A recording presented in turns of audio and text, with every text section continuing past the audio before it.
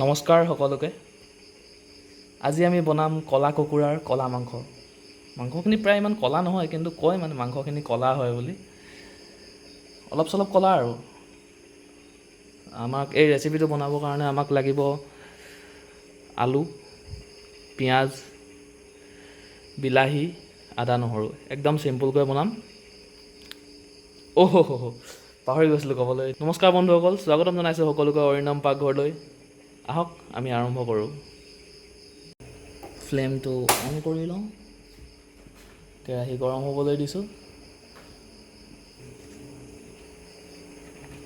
কেৰাহী গৰম হৈ গ'ল। ইয়াৰ লগে লগে আমি ইয়াত দিম তেল। এতিয়া তেলখিনিকো গৰম হ'বলৈ দিওঁ।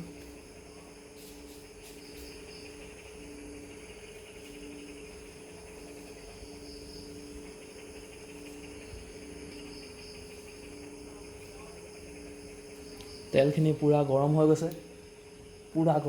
কৈছে মোক মাংস দে। কিন্তু আমি নিদিওঁ, ইয়াক দিম এতিয়া আমি পিঁয়াজ।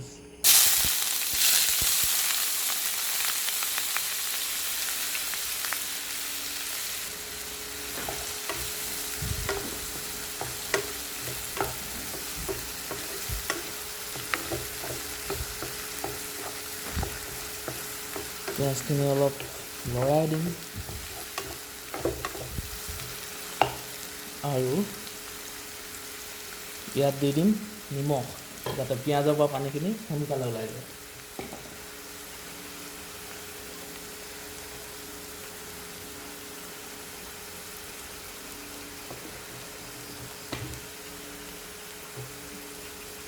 আকৌ অকণমান লৰাই দিম। এতিয়া ইয়াক আমি হাই ফ্লেমত সিজিব দিম।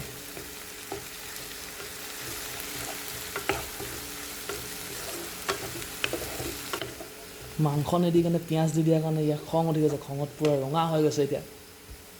পিঁয়াজখিনিও ৰঙা কৰি দিছে, অলপ ৰঙচুৱা কৰি দিছে। কৈছে মাংস দে। কিন্তু আমি এতিয়া অকণমান ফুচলাই থওঁ আৰু আদা আৰু নহৰুটো লৈ কিনে তাত অকণমান দেৰি থাকচোন বাৰু বুলি।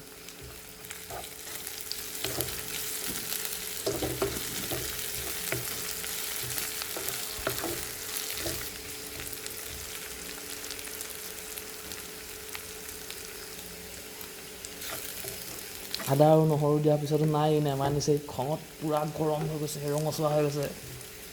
কিন্তু আমি ইয়াক আকৌ এবাৰ জোকাম। এতিয়া আমি ইয়াক দি দিম বিলাহী।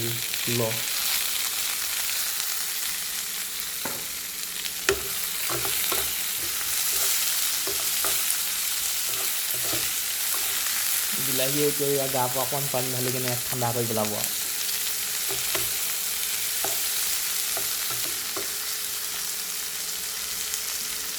আমি জুইটো অকণমান কম কৰি দিম, নহ'লে বেছি খং উঠিছে।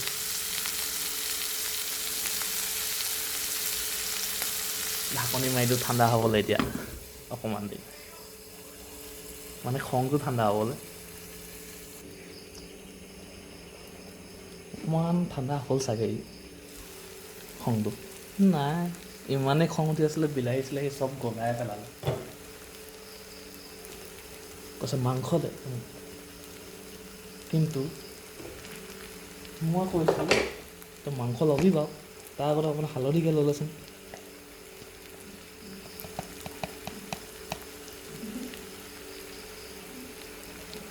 অকণমান হালধীয়া হ'ল।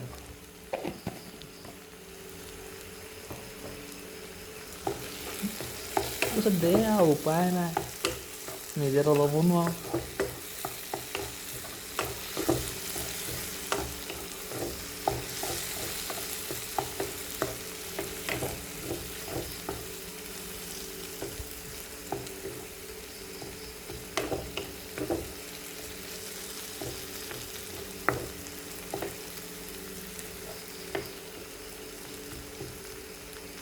হালধি দিলি, মাংসত দিবি নাই?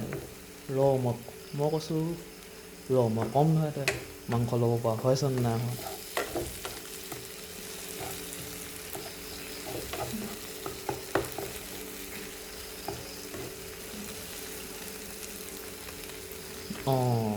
এতিয়া তই মাংস ল'ব পৰা হৈ গ'লি। ডাঙৰ হৈ গ'লি বেটা ল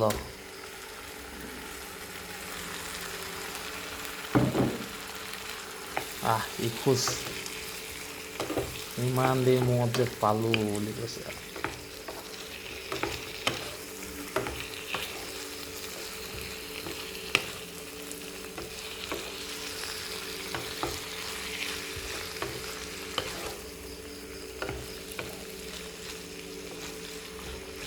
সি মাংস বিচাৰিছিলে কিন্তু মই ইয়াত এতিয়া অফাৰত আলুও দিম ল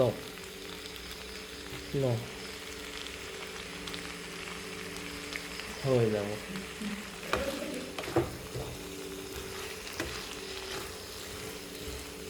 আলু চালু দি এতিয়া ইয়াক অকণমান জুইটো কম কৰি ঢাকনিখন মাৰি সিজি থাক বুলি কৈ দিছোঁ আৰু জুইটো কমাই দিব লাগিব নহ'লে খং উঠি গ'লে চব জ্বলাই পেলাব আকৌ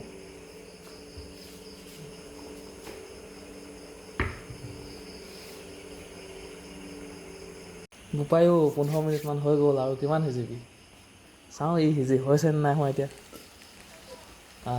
হৈ গৈছে প্ৰায় লৰাই চাওঁ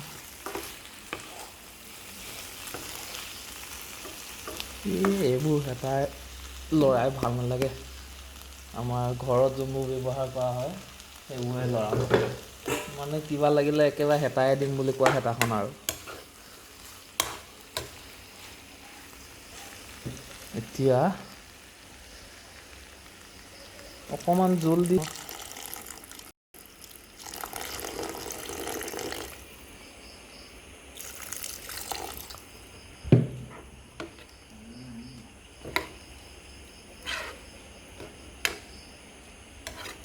হে পানী দি দিলি কেলে বুলি কৈছে মই কৈছোঁ চিন্তা নকৰিবি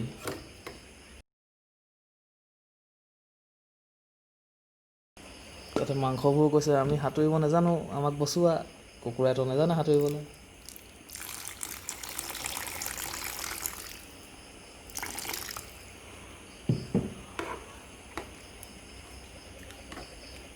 এতিয়া উপায় নাই সিহঁতক বচাবই লাগিব সেইকাৰণে ফ্লেমটো বেছি কৰি দিওঁ যাতে পানীখিনি সোনকালে উৰি যায় আৰু কুকুৰাখিনি নুডুবে তো আমাৰ এখেত ৰেডি হৈ গৈছে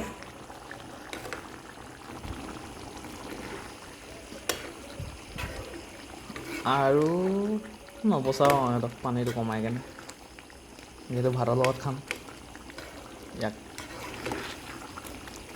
জোলটো কম হ'লে বেয়া লাগিবতো আমাৰ কলা মাংস বনি ৰেডি হৈছে কলা হৈ থকা নাই আৰু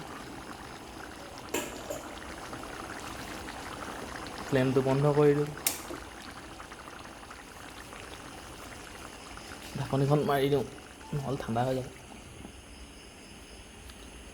আশা কৰিলোঁ আপোনালোকে ভিডিঅ'টি চাই ভাল পালে যদি ভিডিঅ'টি চাই ভাল পাইছে তেনেহ'লে লাইক কৰিব শ্বেয়াৰ কৰিব আৰু কমেণ্টত জনাবলৈ নাপাহৰিব আপুনি ঘৰত ট্ৰাই কৰি খাই কেনেকুৱা পালে